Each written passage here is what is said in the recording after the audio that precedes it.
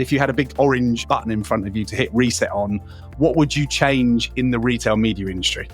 There's a few things, Paul, but the crux of my reset relates to the often narrow view of retail media, in particular the myth that retail media is just a conversion tool, lacking the creativity and the ability needed to build brand awareness. And based on my experience over the years, when executed brilliantly across in-store, on-site and off-site channels, retail media becomes a really powerful strategy. Welcome to the Time for a Reset Marketing podcast. Insights from global brand marketeers, brought to you by CVE Marketing Consultancy. I'm your host, Paul Frampton-Calero, and in each episode, I dive deep into the minds of senior marketing leaders from around the world.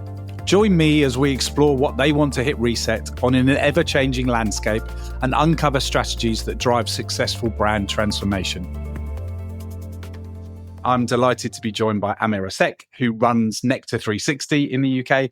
Amir and I have chatted long and hard for many months about the retail media industry, so I'm really excited to have this chance to go deeper with him. So welcome, Amir. Thank you, Paul. Thank you for having me. Really looking forward to this.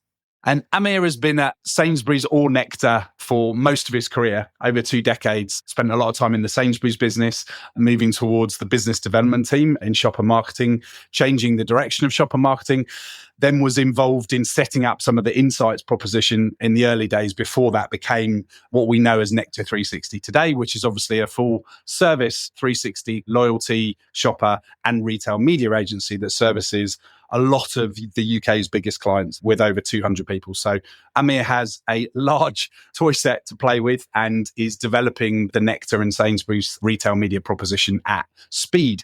So we're going to start where we always do, Amir, which is to understand, if you had a big orange button in front of you to hit reset on, what would you change in the retail media industry?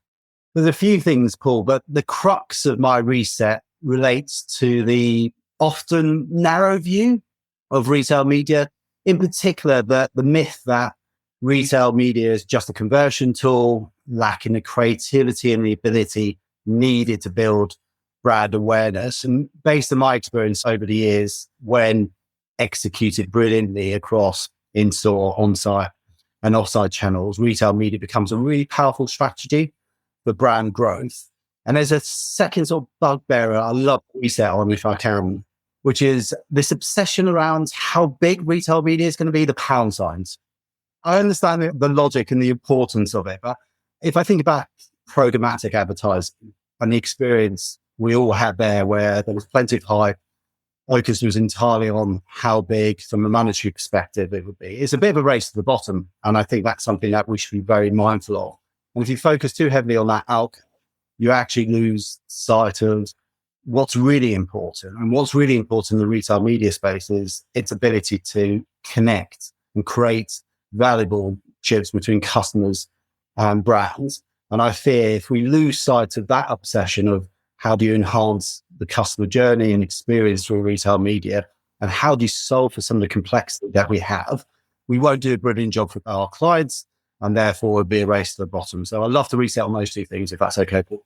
I like it. I think the problem is when analysts, particularly analysts from the US, see new digital channels rising up, they have a tendency to go, okay, let's predict where that's going to go. And it's the third new channel after search and social. So it's therefore going to change the world. And it obviously has changed things dramatically, but you're right. And I like that whenever you talk in this space, you always talk about the importance of the customer and about being omnichannel, which I think is in complete contrast to it's a digital channel growing fast, because the real thing is that actually there's value there both for the customers, but also for Sainsbury's as a business.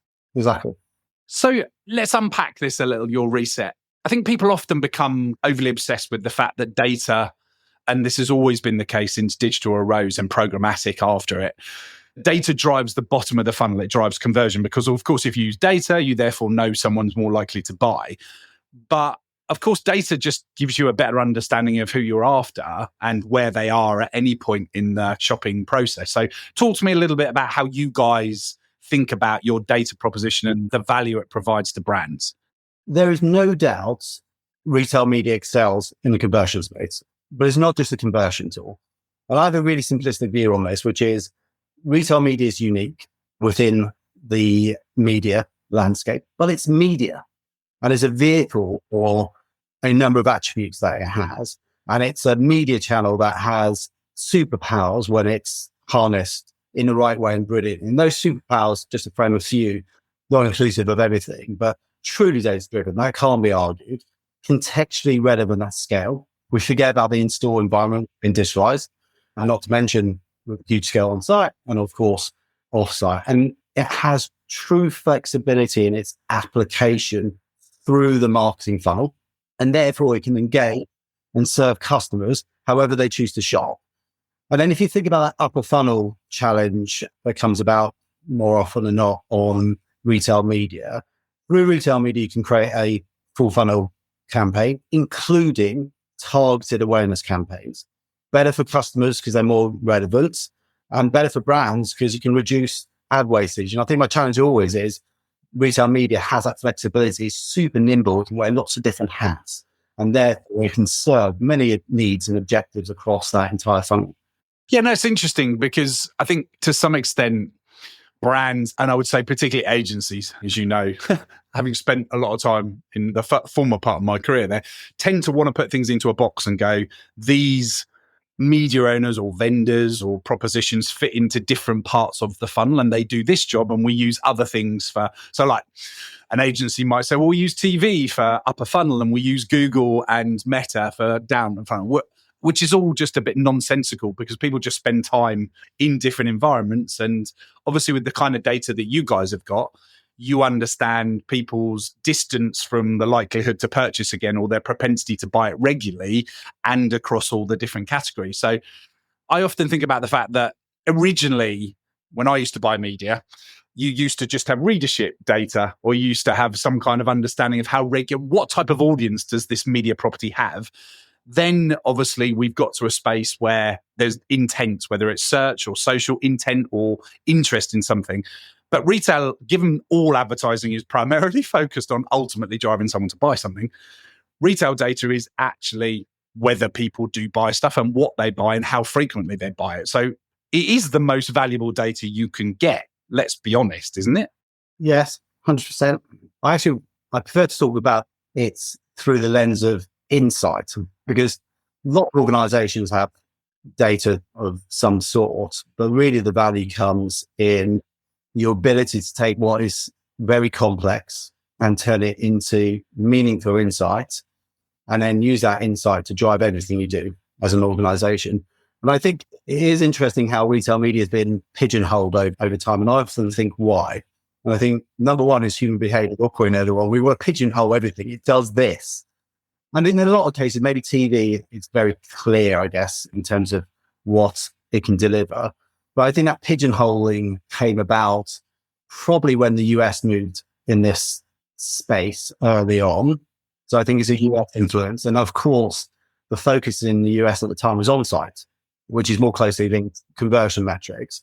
But the reality is, if you look across the globe, the most sophisticated retail media networks have now created multi-channel, integrated retail media offerings across in-store, which is being digitized, on-site and off-site. And based on our experience, we see the sum of parts coming together across those different environments when you do it right. And when you do that brilliantly and you integrate, you really do see a shift between the conversion and the brand metrics. And also something that's often forgotten about retail media, if you think about that funnel sort of awareness, consideration, conversion, at the bottom, you've got loyalty driving, long-term customer value. And retail media can play in that space. There's very few channels or media channels out there that can do all those things. And it's all based back understanding customer behavior and engagement back in the in-store and on-site environment. That's a great point. Yeah, and a lot of brand planners or marketers will talk about mental availability higher up. But as you say, in the retail environment, physical availability becomes important, and retail media and retail data has an understanding of whether there is product on the shelves, which is useful. But then, as you say, it's about, can you get people to regularly come back and consistently with frequency buy in this category? And often I think people in media almost see that as the CRM people's job as opposed to the retail, or as opposed to media's job. So it's interesting, as you say, how it kind of bleeds across different disciplines. And you rightly called out that this is really about insight and understanding audiences, well, shoppers, I guess, really, audiences, shoppers, whatever you want to call it. Can you talk about some of the more progressive ways that you're working with brands to really help them understand those insights and how it is driving what you just talked about, not just running a few campaigns to drive a few more sales in basket, but actually changing behavior and long-term loyalty? Look, as always, with change, and we are in this change with retail media, even though I've been working in this space for 10, 15 years, we're still changing. And with change, to land change in the right way, it's always around listening to needs, listen really deeply over the years to our clients' needs. And then we really try to work hard to showcase that value that our organization can bring through the attribution that we have and how we show up. And insights and analytics has always been at the heart of our business. So we've had a bit of a head start, right? It's the heart of our business. And without wanting to sound too cliched, it is in our DNA. The first iteration of what we now know, Vector 360, was a business called Insight to Communication. That's what retail media does. And we've worked really hard to show that value of our insight and analytics in everything we do. And we know it makes a significant difference to the quality of our planning and ultimately the outcomes that we deliver to our clients. And really importantly, the end consumer, the customer. And the way we use insights, and again, I'm rolling up and elevating points here, but we use our insight to provide the why as we're engaging our clients on briefs.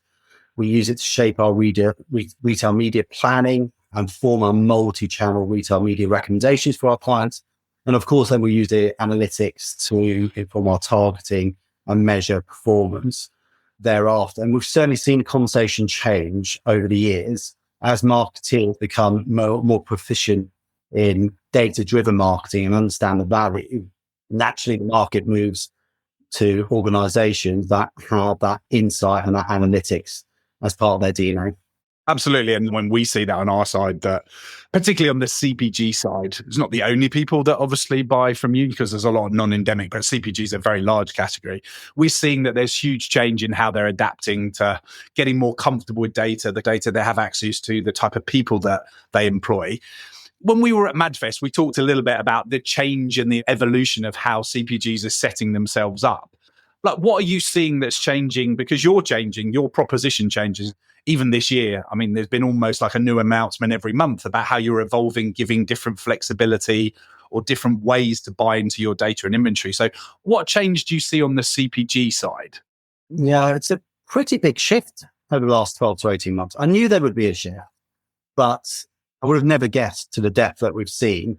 And what is interesting is this is replicated across the biggest global brands to the smallest. Actually, the shift in mindset has definitely taken place across that spectrum. Just to give you a few examples, so many of our clients have now got director of retail media roles, which is important nonetheless. But more importantly, they've built an organizational structure beneath them that pulls together in-store, on-site and off-site specialisms.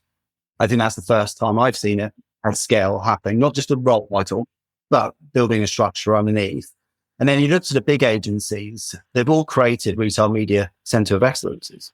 And look, you take those two things, so biggest CPGs to the smallest and the big agencies, they've all built a center of excellence to really get the most out of retail media. And I think that's a real statement of intent. The thing I think on my mind, and I'm a little bit worried about, is that we don't inadvertently create new silos. And what do I mean by that?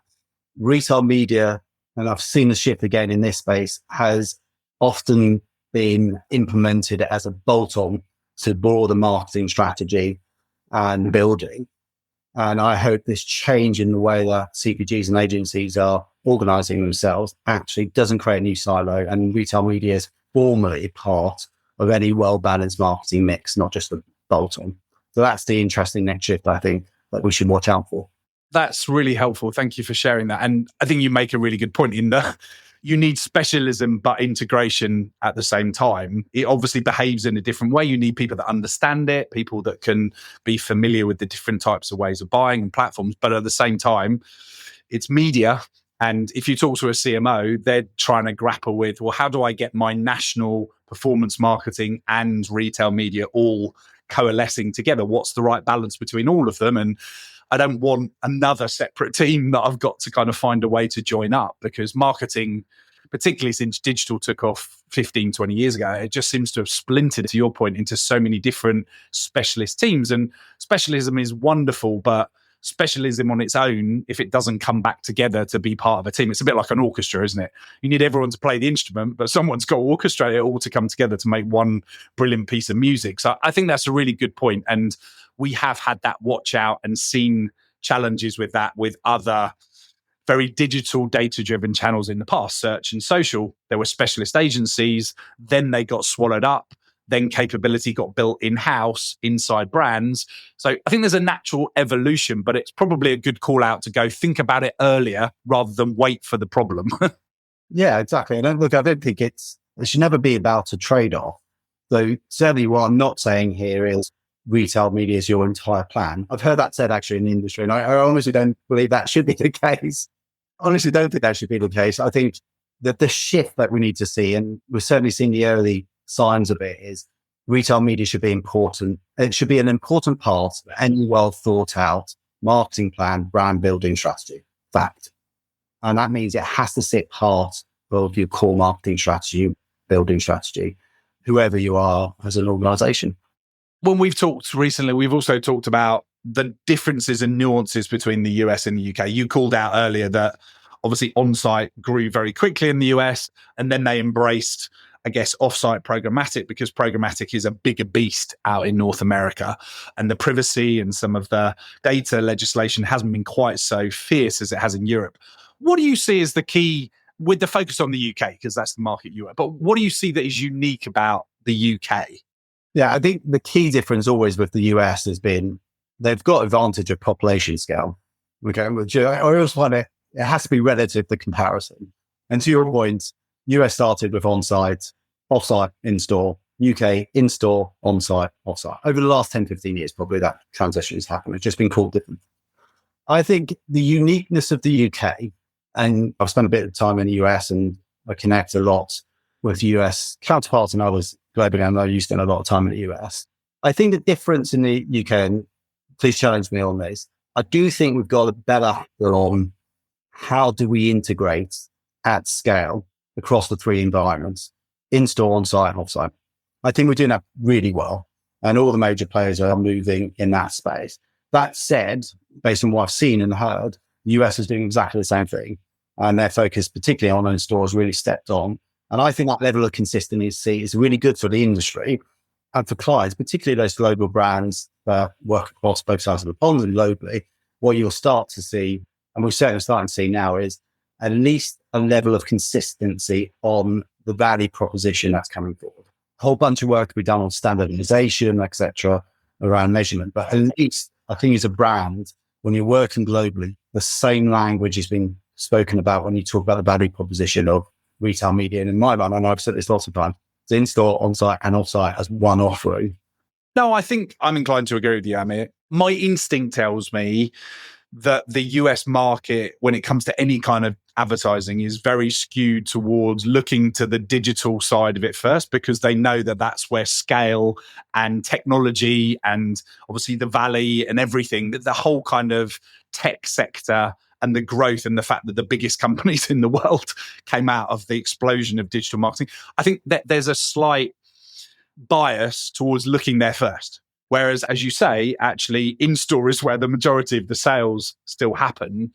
So why would it not be a significant part? And of course it has been, but in different ways, not in the same data-driven, digitized way, but in more of a fixed, almost like more linear way rather than the digital way. So I agree with that. And I think the other one is the attitude around that phrase, data monetization. I think they're much more comfortable with monetizing data in the US because it's just part and parcel of the way they think. Whereas here, I think that phrase, and I know you and I have talked about, that phrase feels a little uncomfortable. It's like, well, it's the customer and we need to protect the customer. And do we use the customer to improve insight, to help partners to deliver better messaging to them? Yes.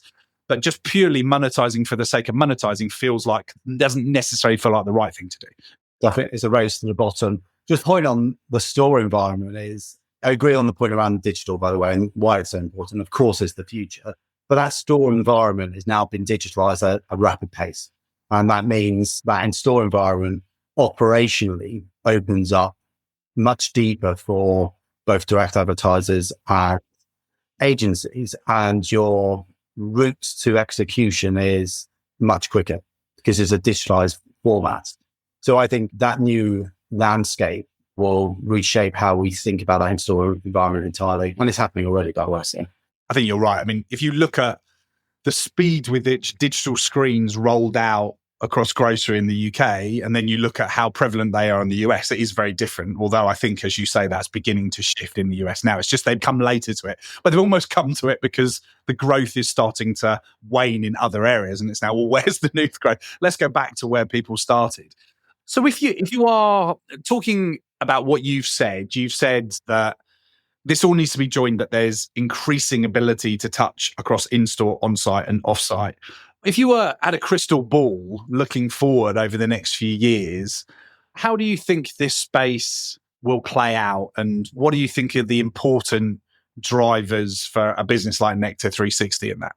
I certainly expect increased sophistication and unification of solutions, more seamless and scalable experiences for clients. You look at some of the challenge, which I think in general is fair, which is this point around retail media promised a lot, but the measurement and tech is not quite there.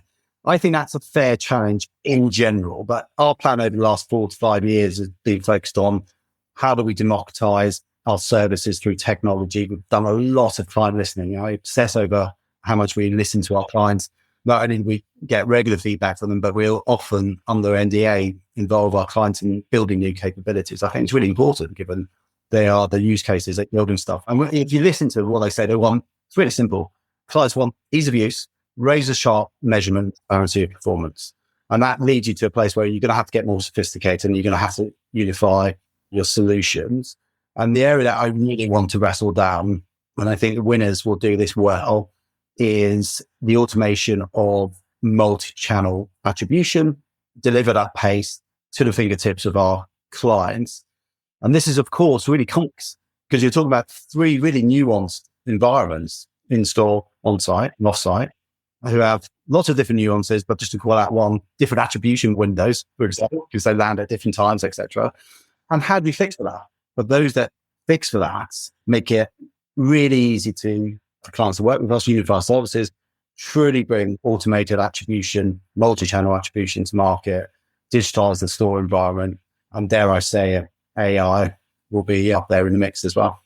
Well, I think, as you say, if you think about all the different SKUs and the complexity of all the touch points that people have across those 3 environments at different points, the number of data points across lots of different audiences and different creative messages is so immense.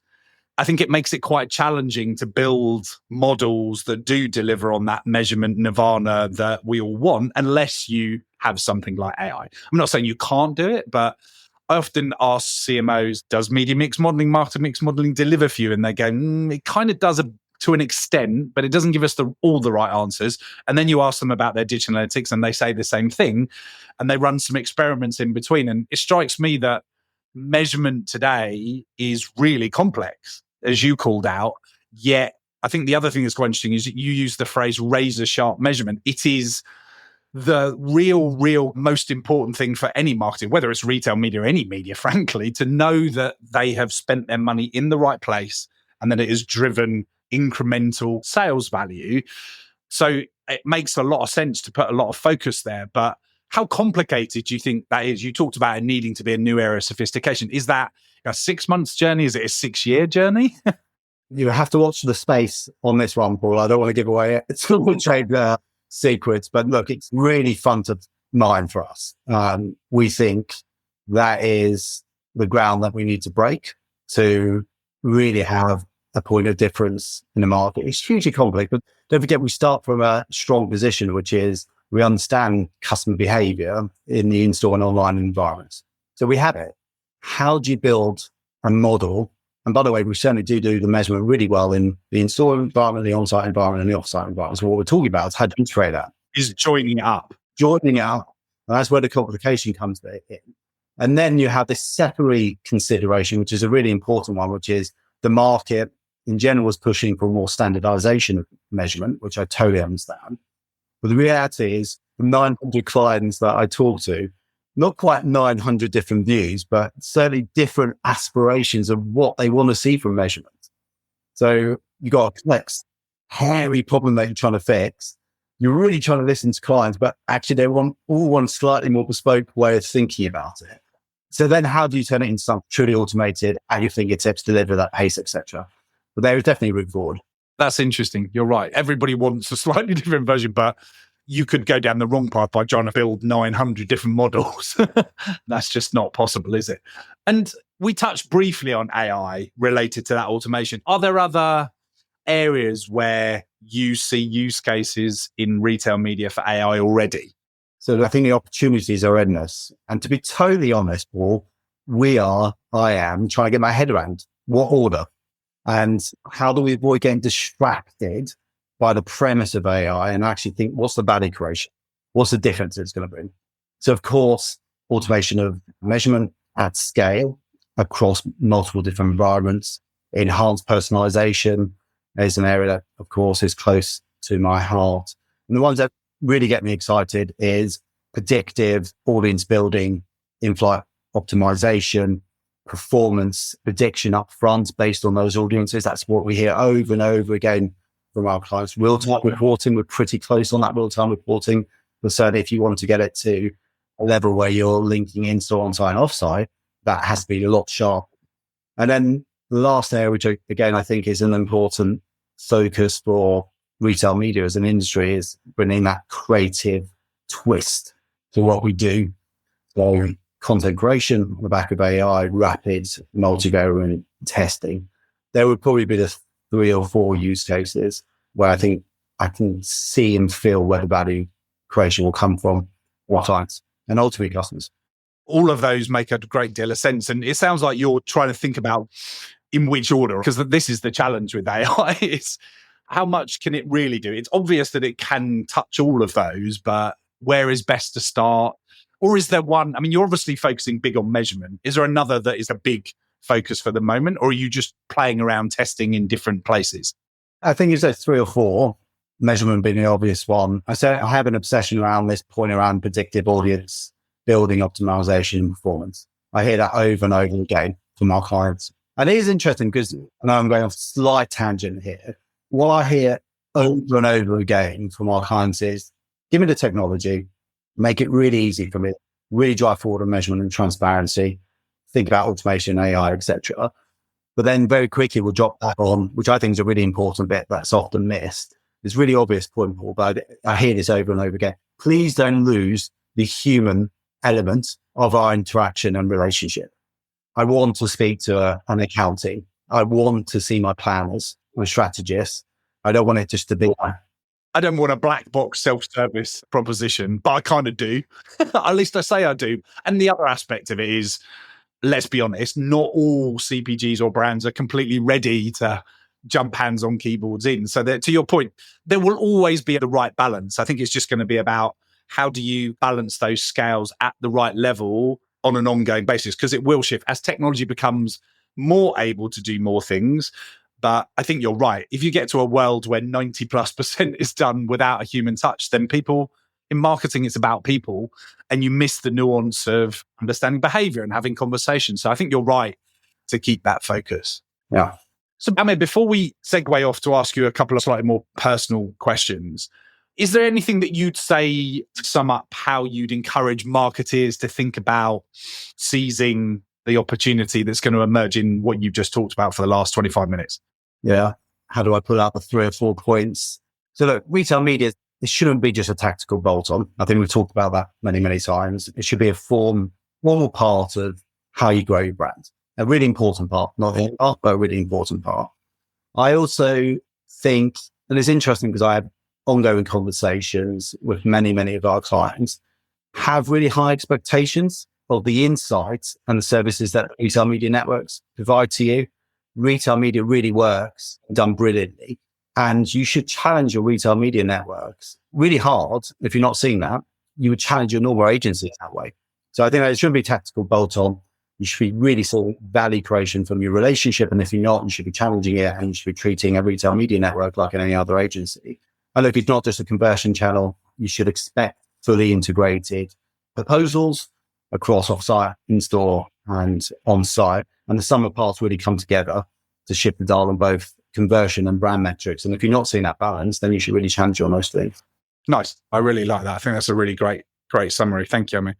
So, as I say, slight segue, but linked. In your opinion, and you can answer this either way, whether it's the attributes of a future retail media business leader or a future marketeer leader, with everything changing, when we've talked about everything from data to AI to changes in measurement to changes in proposition, the balance between machine and human, what do you think the attributes of people running businesses like yours or running businesses that are buying from businesses like yours will be going forward? Because it is changing. Yeah, given I've spent 25, 30 minutes talking about the fact that retail media should be part of the marketing plan, I'd probably look at it at a holistic marketing level and the attributes of marketeers. And certainly if you work in the retail media network organization, you do have you're very data and insight savvy, and you have a strong marketing background that's been created over time. And certainly when I look across the team that we have, that's certainly the case. So the attributes in my mind that are the most important, and the obvious one, but customer obsession. I know that's always been the case for marketeers, but it can often be forgotten. That is the outcome that you're trying to deliver. Consumers will continue to expect more of us, and having that lens is going to be vital. Continue to be curious. The rate of change in marketing is going to get faster. You're going to have to update your experience and knowledge outside in. And linked to that, really starting to see what I'm starting to see is you want marketers to be technically proficient, increasing role of technology in marketing, et cetera, et cetera. And then you have to have a working understanding of retail media, given it's now such an important part of any marketing plan. And then there's this element of the two other things I look for in terms of individual joining whatever level within the organization I run is creative problem solving. We work across multiple different categories and brands and industries. There's new problems emerging all the time, evolving technical and consumer landscape. You want individuals that can work to a level of ambiguity, get their heads around stuff, really think about where things fit. And then finally, maybe this one's more specific to our world, but the ability to lead across multiple different organizations and locations. With technology, with automation comes the need to manage offshore teams. For example, if you're a brand marketeer within a CPG, you're starting to work more closely with retail media networks because it does dial on brand metrics. You're going to have to get used to working with multiple organizations, etc. Brilliant. I think that's really comprehensive, Amir. And I like all of those, but I particularly like the last two, because I think you're right. Creative problem solving in an ambiguous world, and ambiguity also comes from having different types of people to manage in different locations with different expectations, different ages. I think you're right that the world of everything looking very similar and knowing what the next couple of years is going to look like is well and truly gone. And I see that people that are good at creative problem solving and do have that curiosity about the customer. And actually, let's be honest, some of what we talked about, some of the answers to understanding the customer are in the data, but others are, as you rightly pointed out, being pushy enough to have the conversations with your customers and ask them the inquisitive questions to get the answers. Some of this is not rocket science. And I think sometimes we have a tendency, because everything's new, to throw away what we knew before. But as most of those things stay applicable, but then, as you said, you've got to apply the curiosity and the technical skill sets to it to be able to make the most of it. So I really like how you couch that. And lastly, I always ask my guests to be vulnerable for a second and go, what is it that you're working on? People listen to this and are like, well, Amir's got it all together. He's worked in this industry for 20 years. He's running a big retail media organization. He's got 200 people reporting into him. But I'm sure there are things you touched on. AI was an area that you're trying to get your head around. But what else, whether it's skill-based or specific disciplines, are you trying to get better at yourself? Yeah, I don't think you ever had it all together, do you, Paul? So there's a whole bunch of things I'm working on. I think if you spoke to my team, that list would get even longer. But look, there's a few to call out. The thing I always bring myself back to is I've been around for 20 odd years doing various different things, but it's 100 miles per hour now, isn't it? Society is so geared to this pressure point of pace, speed, delivery, focus. And I really, really work hard to try to carve out time to think. I really hold myself to it. And I've spent time talking to coaches, individuals that have given up time to mentor me over the time. And the number one thing they always come back to carve out the time to be able to think. And then for me, the things that I'm really trying to hold myself to when I carve out that time to think is being even more external. As you know, I love getting different perspectives, but do I do it enough? Do I make time to get out there and listen to different and diverse perspectives?